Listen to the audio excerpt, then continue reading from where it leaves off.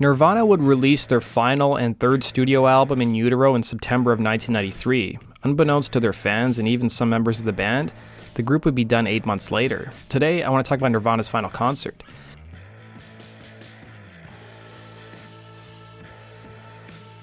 In the months after Nirvana released In Utero, they'd play MTV Unplugged in November of '93, and the same month perform on MTV's program Live and Loud. Then in January of 1994, the band would reassemble in the studio, but those sessions proved unfruitful. Then in February of 1994, the band traveled to Europe for what would be their final tour together. It was originally planned to be a 3-month trek that would see them play across the entire continent until April 8th.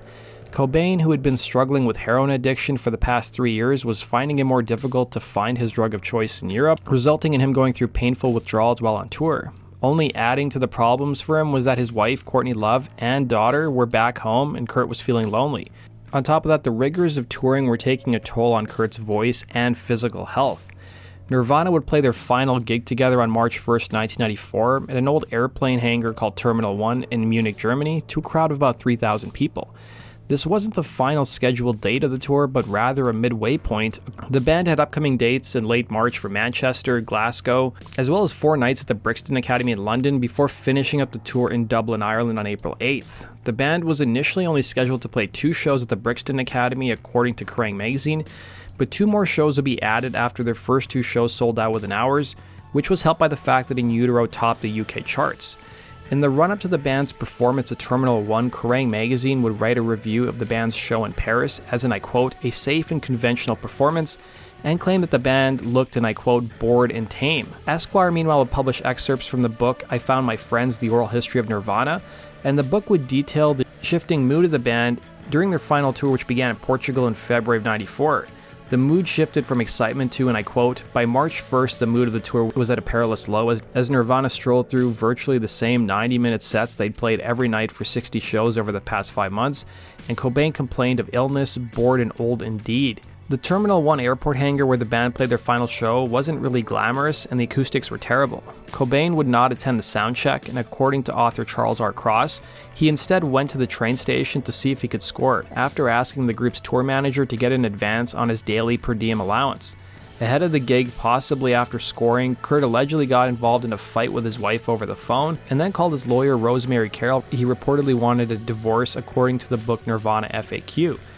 According to the Melvins' Buzz Osborne, who was out on tour with Nirvana supporting them, Cobain claimed he was soon going to be ending the band. The band would open their show in Munich with a cover of the Cars song My Best Friend's Girl, possibly a reference to the problems he was having with Courtney Love at the time.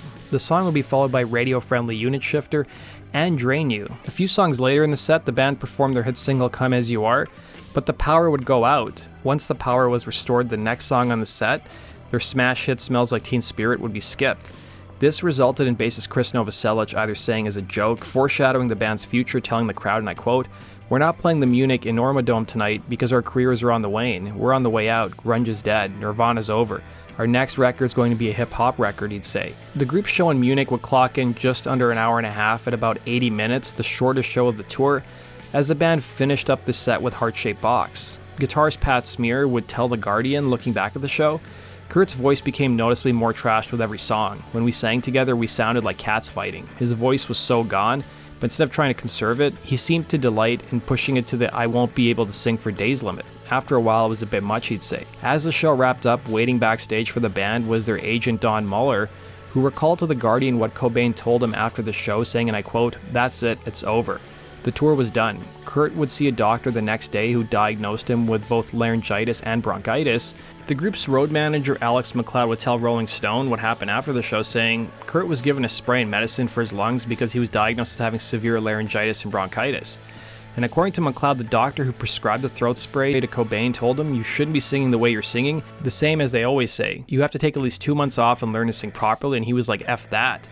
Due to Cobain's throat problems and health issues, the rest of the tour would be scrapped. Following to himself and Pat Smear, who apparently he was only on talking terms with in the band, headed to Rome to meet his wife Courtney Love and daughter Frances Bean. Then a few days after their final show in Munich on March 4th, news reports surfaced that the frontman was in the hospital after overdosing on champagne and a sedative named Rohypnol.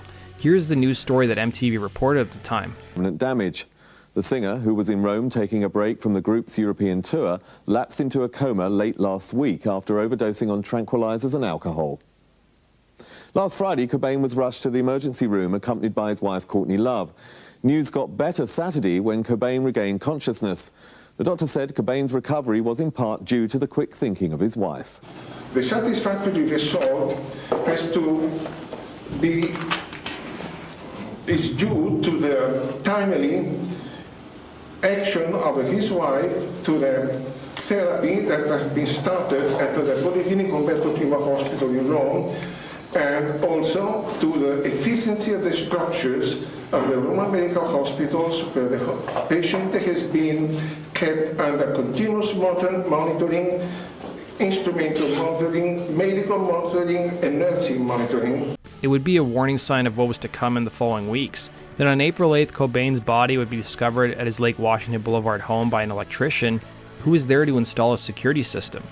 The official cause of death was that Cobain had taken his life 3 days prior, with the coroner estimating that he died on April 5th, 1994 at the age of 27. That does it for today's video, guys. Thanks for watching. Be sure to like button and subscribe, and we'll see you again on Rock and Roll True Stories. Take care.